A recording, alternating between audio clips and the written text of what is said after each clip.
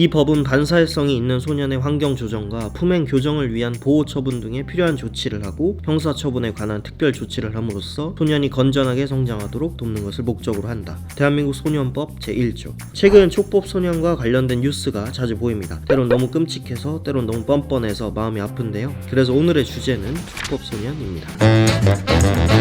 기준은 하나예요. 바로 나이. 만 10세 미만의 소년은 범법 소년으로 처벌이 불가능하고 만 14세에서 만 19세 미만은 형사처벌도 보호 처분도 가능합니다. 하지만 이 사이에 있는 만 10세에서 만 14세 미만의 촉법 소년은 범죄를 저질러도 형사처벌을 받지 않습니다. 대신 가정법원 등을 통해서 감호 위탁, 사회봉사, 소년원 송치 등 보호 처분을 받게 되는 거죠. 촉법 소년은 경찰 수사를 통해서 법원 소년부에 송치가 되지만 보호 처분을 통해서 감호 위탁부터 최대 소년은 2년 송치가 가능하고 전과 기록이 남지 않는 거죠. 보호 처분이란 대표적으로 안돼, 안 바꿔줘 이 짤 아시죠? 천정호 부산지방법원 부장판사입니다.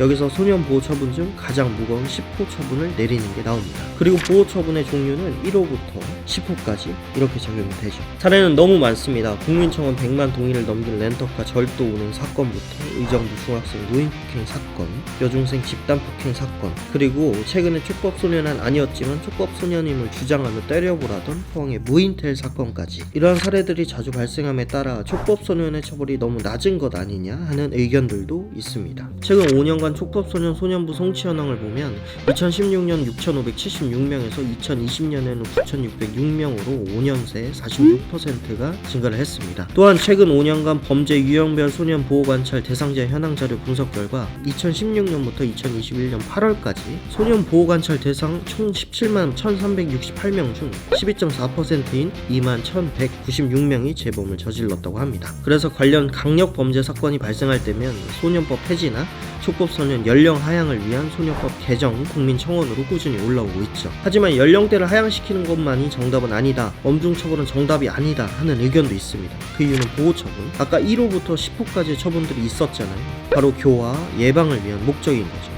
교화와 예방을 위해선 보호관찰관이 필요해요. OECD 주요 국가의 보호관찰관 1인당 대상자 수는 27.3명입니다. 그러나 우리나라는 이보다 훨씬 많은 평균 118명을 관리하고 있어요. 소년 사건의 80%는 각자의 사정으로 학교 밖으로 밀려난 아이들의 이야기라고 해요. 가정폭력, 부모님의 갑작스러운 사망 등 다양한 이유로 희망을 잃고 사건에 가담, 공조합니다. 물론 나빠요. 잘못됐죠? 하지만 촉법소년의 그 의미대로 건전한 사회 구성원으로 살아갈 수 있도록 도와주는 조력자 또한 필요하다, 이런 거죠.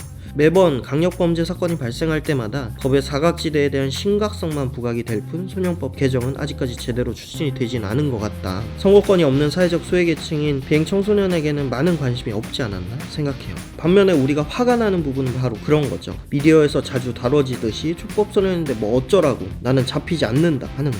바로 악용, 알고도 그런다. 그래서 엄중처벌 연령대 하향을 이야기하는 겁니다. 국회에서는 2021년 2월과 6월 촉법소년 연령을 각각 만 12세, 만 13세로 낮추는 내용의 형법 개정안이 2건 발의된 상태예요.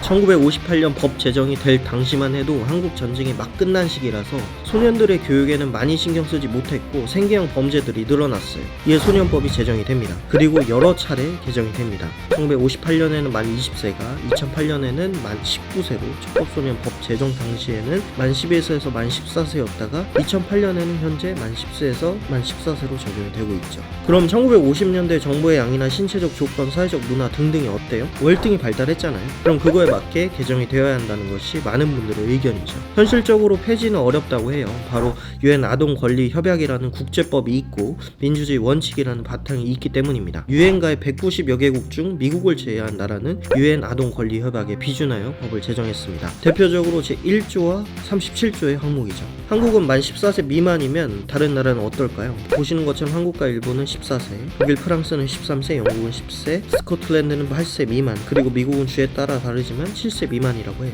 그래서 각종 대선 주자들이 관련해서 여러 가지 발언들을 하고 있죠. 뭐 아무튼 제 개인적으로 교화하는 것도 어른들의 책임이지만 교화가 안 된다고 판단되면 사회에서 격리시키는 것 또한 어른들의 책임이라고 생각합니다.